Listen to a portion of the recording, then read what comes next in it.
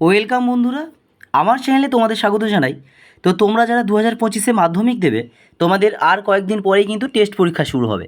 তো আজকে আমি তোমাদের কাছে বাংলার একটি গুরুত্বপূর্ণ অধ্যায় সিন্ধু তীরে, সৈয়দ আলাওলের লেখা এই সিন্ধু তীর থেকে সবচেয়ে গুরুত্বপূর্ণ 3 ও 5 নম্বরের 3 নম্বরের প্রশ্ন মাত্র 6টা এবং 5 নম্বরের প্রশ্ন মাত্র 2টি। এই কয়েকটি প্রশ্ন আজকে আলোচনা করব, যে প্রশ্নগুলো করলে আশা করি তার ভিতর থেকে তোমরা প্রশ্ন কমন পাবে। তো কোনো কিছু কথা না বলে সরাসরি প্রশ্নগুলোতে যাওয়া যাক। বিগত সালে যে প্রশ্নগুলো এসছে 2000 সাল থেকে 2023 সাল 24 সাল পর্যন্ত, সেই প্রশ্নগুলোই কিন্তু তোমাদের কাছে আলোচনা করছি বেছে বেছে। তো এই প্রশ্নগুলোর মধ্যে থেকে আশা করি প্রশ্ন কমন পাবে। তো দেখা যাক প্রশ্নগুলো। প্রথম প্রশ্ন, অতি মনোহর দেশ, এই মনোহর দেশের সৌন্দর্যের পরিচয় দাও, যেটা কিন্তু মাধ্যমিক 2019 সালে এসেছিল। পরবর্তী গুরুত্বপূর্ণ প্রশ্ন, সমুদ্র নৃপতি সুতা কে, তার চরিত্রের বৈশিষ্ট্যগুলি আলোচনা করো। চলে যাই পরবর্তী প্রশ্নে। পরবর্তী প্রশ্ন, দেখিয়া রূপের কলা বিস্মিত হইল বালা, অনুমান করে নিজ চিতে, বালাকে সে কেন বিস্মিত হয়েছিল তা বুঝিয়ে দাও। পরবর্তী প্রশ্ন, সত্যধর্ম সদাচার, সত্যধর্ম সদাচার কি, তা কোন জায়গার বৈশিষ্ট্য।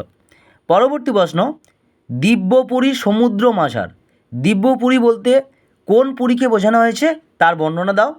এবং শেষ প্রশ্ন, মনেতে কৌতুকবাসী, কার মনে কেন কৌতুকের উদয় হয়েছিল।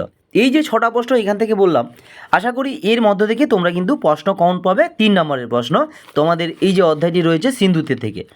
এবং আর একটা কথা বলে রাখি, এখান থেকে কিন্তু 2024-এ একটা বড় প্রশ্ন পড়ে গেছে, সেটা হচ্ছে পঞ্চকন্যা পাইল চেতন। পঞ্চকন্যা কারা, কার চেষ্টায় কিভাবে পঞ্চকন্যা চেতনা ফিরে পেল। যেহেতু 2024 সালে এখান থেকে 5 নম্বরের প্রশ্ন এসেছে, তাই 2025 সালে এখান থেকে কিন্তু 5 নম্বরের প্রশ্ন আসার সম্ভাবনা খুবই কম। তবুও আমি কিন্তু গুরুত্বপূর্ণ 2টো প্রশ্ন দিয়ে রাখছি। আবার একবার বলে রাখি, 2024 সালে যেহেতু এই অধ্যায় থেকে এসছে, অন্য কোনো কবিতা থেকে আসতে পারে, কিন্তু এই কবিতা থেকে কিন্তু 5 নম্বরের প্রশ্ন আসার সম্ভাবনা খুবই ক্ষীণ বা কম। তো যে প্রশ্নটা এসেছিলো সেটাও যেমন আলোচনা করলাম, তার সঙ্গে সঙ্গে অত্যন্ত গুরুত্বপূর্ণ আর 2টো প্রশ্ন দিয়ে রাখি, মোটামুটি তোমরা করে রাখবে। প্রথম প্রশ্ন হলো, কন্যারে ফেলিল যথা, কন্যার পরিচয় দাও, তাকে যেখানে ফেলা হয়েছিল সেই স্থানটি কীরূপ ছিল। এবং আর একটি গুরুত্বপূর্ণ প্রশ্ন, বাহুরক কন্যার জীবন, বাহুরক শব্দের অর্থ কী, এমন প্রার্থনার কারণ ব্যক্ত করো। তো এই যে প্রশ্নগুলো সিন্ধু তীর থেকে তোমাদের কাছে আলোচনা করলাম, বিশেষ করে 3 নম্বরের প্রশ্নগুলো অবশ্যই কিন্তু আসবেই। 3 নম্বরের প্রশ্ন এই অধ্যায় থেকে আসবে, কিন্তু 5 নম্বরের প্রশ্ন আসার সম্ভাবনা কম।